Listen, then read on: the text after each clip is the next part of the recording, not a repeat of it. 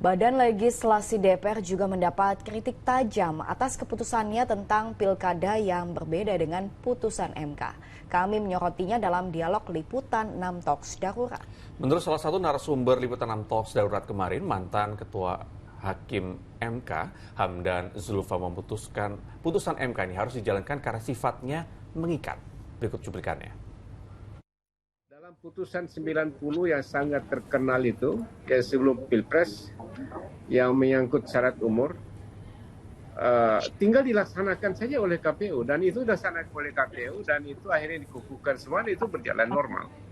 Jadi putusan MK kemarin itu sebenarnya sangat clear, tidak perlu direspon dengan undang-undang, dan langsung dilaksanakan dengan pelaksanaan teknis oleh KPU sebagai penanggung jawab penyelenggaraan pemilu, kan ini berkaitan dengan pemilihan umum, khususnya pilkada.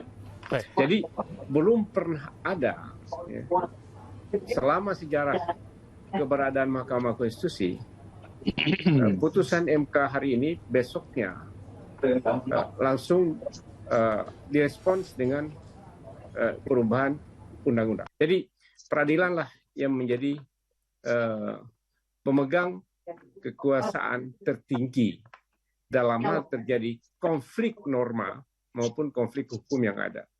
Nah, ini saya kira clear. Itulah kehidupan ketatanegaraan kita yang diamanatkan oleh Undang-Undang Dasar.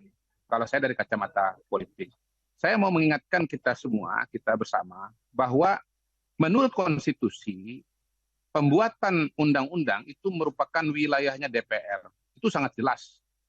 Pada pasal 20, 20A, 21, sangat jelas bahwa lembaga yang berwenang untuk membuat undang-undang itu adalah DPR bersama pemerintah. Kenapa mereka berwenang? Karena mereka dipilih oleh rakyat. Jadi kalau kita bicara mandat politik, saya garis bawah ya, mandat politik dari rakyat, maka yang memiliki itu adalah lembaga legislatif dan lembaga eksekutif, bukan lembaga yudikatif. Terus terang menurut saya, kita ini udah bertahun-tahun, udah terlalu lama kebablasan.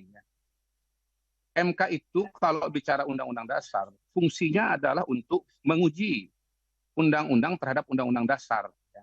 Pilihannya cuma dua, gugatan itu atau yudisial permohonan itu diterima atau ditolak.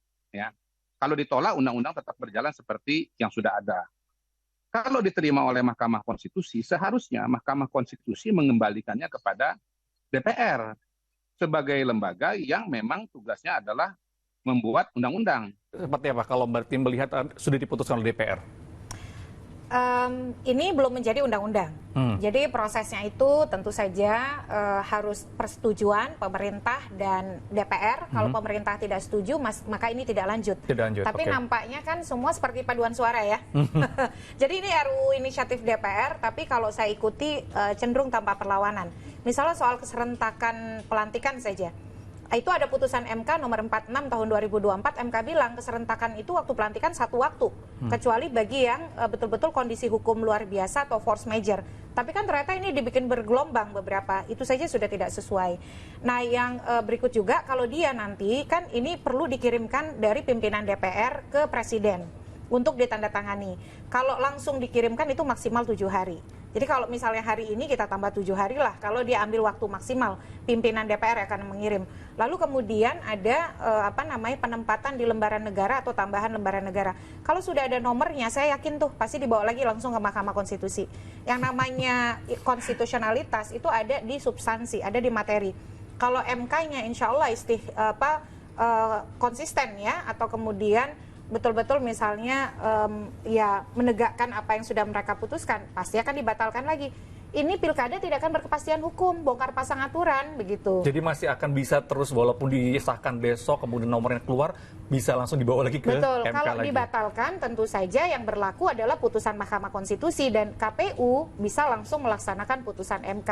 Tapi kan ini praktik berpemilu yang sangat buruk. Padahal pemilu itu harusnya memberikan kepastian dan keajekan proses.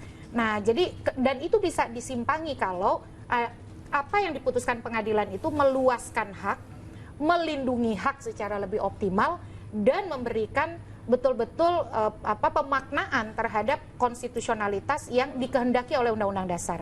Oke. Nah, jadi ya harapan kita, saya kok merasa mungkin agak naif ya, tapi saya merasa ini didengarkan suara rakyat, jangan sampai kita betul-betul harus bolak-balik begitu ya, dan akhirnya kontradiktif dan membuat pilkada kita jauh dari pilkada yang berkualitas seperti yang kita bayangkan.